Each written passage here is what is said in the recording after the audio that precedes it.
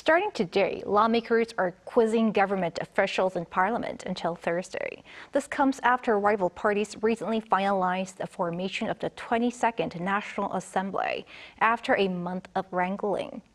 For more, our political correspondent Shin Ha-young joins us in the studio to give us the overall picture and what's to come next. Good to see you, Ha-young. Great to be here, Jung-min. First, what does the formation of the new assembly look like? Well, Jung-min, after weeks of bipartisan wrangling, the rival parties last week finally decided on how to share the leadership position of standing committees. And this is almost a month after the 22nd National Assembly commenced its 4-year term. And for the next 2 years, the ruling People Power Party will lead 7 committees, including strategy and finance, where the government's spending plans are approved. And the majority Democratic Party will head 11 committees, such as House Steering, which is in charge of issues related to the president's office. And it is customary to divide the 18 standing committee chair positions in proportion to the number of seats held by each party. Ha-young, the rival parties have clashed a lot, causing delays in forming standing committees. What is behind the delays and what does that tell? Well, actually, the main reason behind that is the competition for key committee chair posts, which are Judiciary, House Steering, and also including the broadcasting committees. And the PPP called for negotiations to secure the judiciary leadership, claiming that it is crucial for partially preventing the majority DP from pushing through all its bills. And this is because the DP has the authority to review, revise, and even reject bills before they go to a final vote. And in the end, the ruling party accepted the 7 other standing committee chair positions proposed by the DP, stating that they could no longer delay forming the assembly due to urgent issues affecting people's livelihoods. And one thing I'd like to point out here is that despite their conflicts, both parties share the same priority of focusing on people's livelihoods in the new assembly. First, let's take a listen to what each party had to say.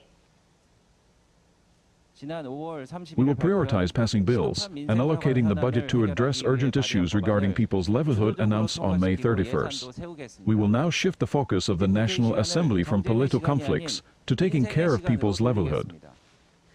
Currently, pending issues regarding people's livelihoods have accumulated across standing committees.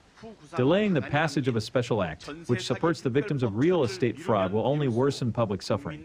The DP will push to speed up the passage of the bill. The PPP announced its first set of bills in the new assembly focused on improving people's livelihoods. And this includes establishing a government body focused on tackling the low birth rate. And it will also push to abolish taxes on financial investments and reform the inheritance tax rate. And on the other hand, the DP introduced what it calls a number 1 livelihood bill, which if enacted would provide vouchers worth around 250,000 Korean won or around $180 to people in Korea. And they say the voucher will boost spending and help revive the economy. The parliament is now ready to work at full capacity. What are their key tasks?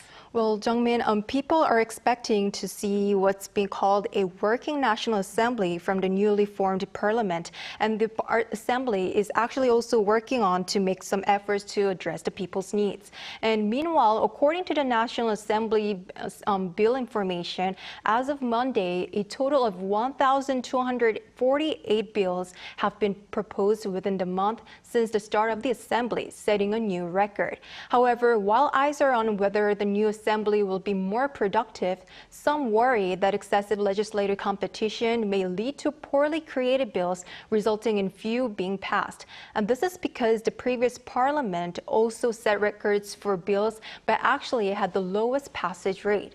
And at the 22nd National Assembly, pending issues include tackling the low birth rate, aging population, and national pension reform. And in the previous assembly, the rival parties launched a special committee for pension reform, but were unable to reach a consensus.